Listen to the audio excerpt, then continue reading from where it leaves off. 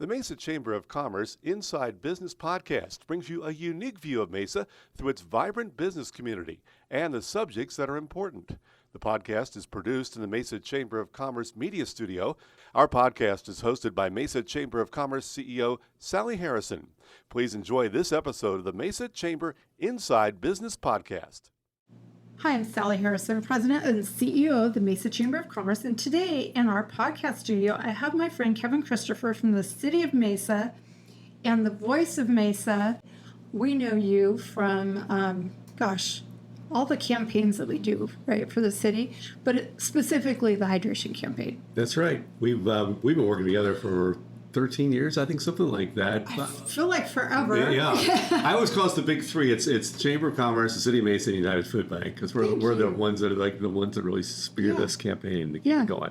It's been fun though, and it's been fun to watch our community step up.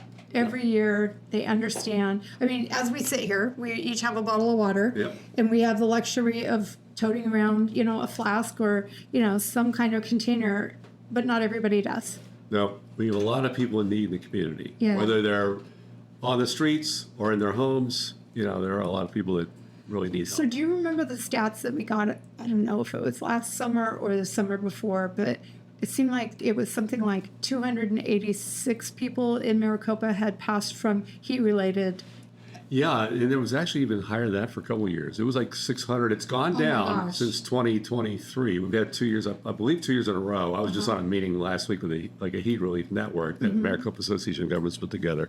But it went up, it spiked a lot like the pandemic up, and it's come back a little bit. But the campaign really, we started in 2007 because in 2005, this seems small now, it's still tragic, but there were 32 people in July of 2005 in Maricopa County that died of heat-related deaths. Wow. Now, that seems small compared to what we've had. Sure. But at the time, it was pretty big, and MAG, Maricopa Association of Governments, kind of put out a challenge to all of its cities, all its members, saying, hey, do something about this.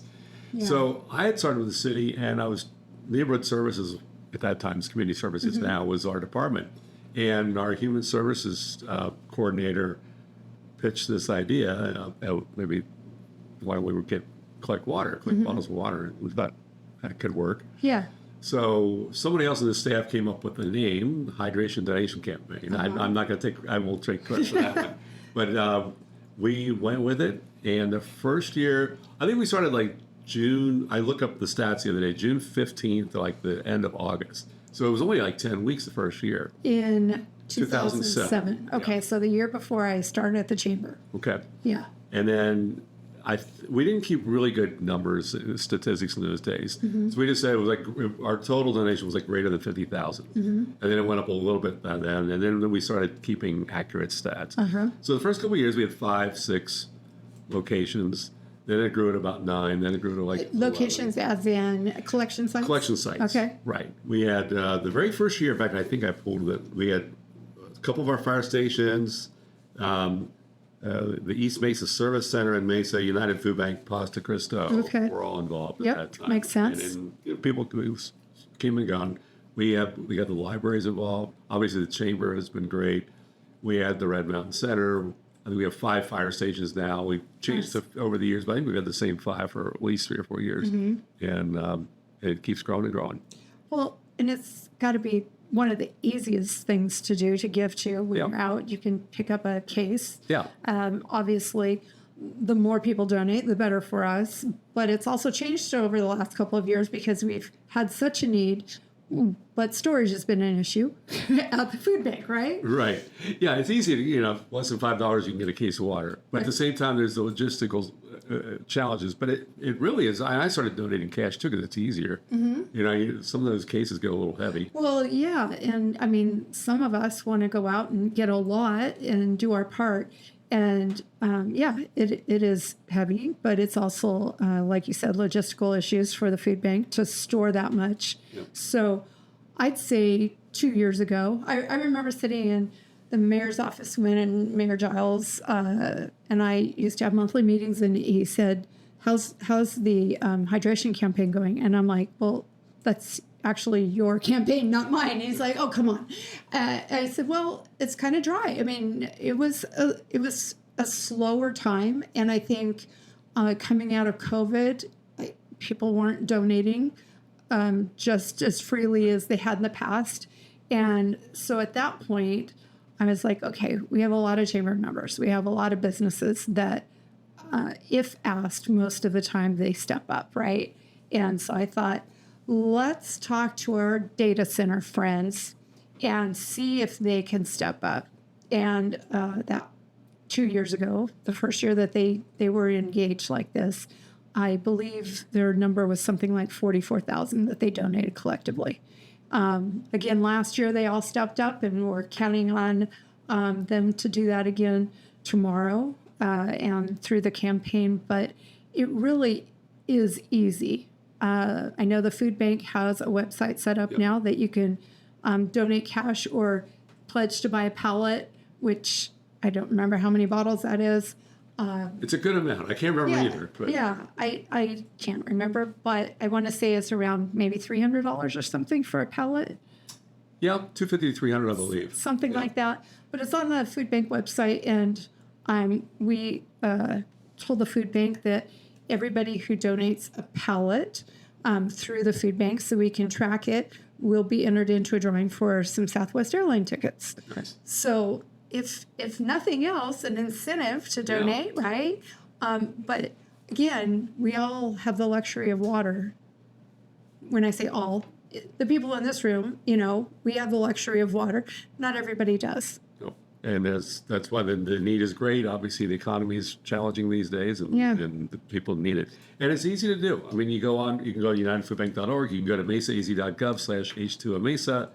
And then we're tied into the United Food Bank's website. You can donate there. And there's also the tax credit. Oh, yeah. The state Arizona charitable giving tax credit. Right.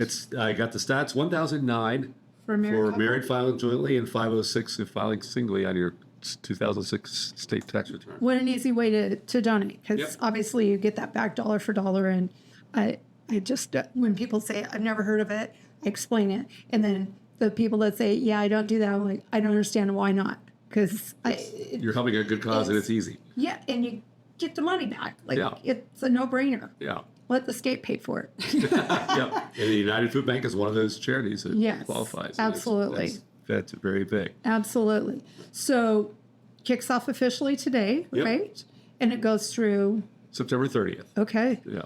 It's a long span. It is, but you know what? It's supposed to be 100 degrees this weekend. Yeah, so I saw. It's here. And this is Heat Awareness Week in Arizona. Oh, perfect. Now, the weather today looks a little bit, don't let that a little gray fool you. Because but it's still warm. It's still warm. Yep.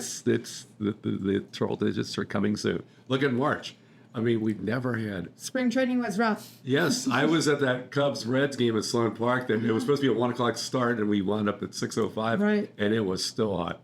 I thought, it's going to cool off, but it stayed pretty warm that night. I worked at Hohokam, and I watched a lot of our EMTs from AMR out, just responding to people falling and, kind of keeling over because it was just hot and people aren't used to it, especially all of our out-of-town guests. That's true. Yeah. And they don't stay hydrated, and, it becomes an issue. Anything else you want people to know? I mean, obviously, the impact is big, and the more we can donate. And the nice thing about donating cash, they can buy it and use it as they need it. It sits there, obviously earmarked for hydration, but, they don't have to worry about the storage piece, and they can actually get it through their commodities, which I know they do better than you or I could going out and buying. And I know that our friends at Mather Brothers are now involved this year in getting water and storing it too, so the food bank doesn't have to do that. Yeah, it really is. And we've got 20 locations throughout Mesa where you can donate. United Food Bank Volunteer Center is one, Chamber of Commerce is one. The city of Mesa has several different locations.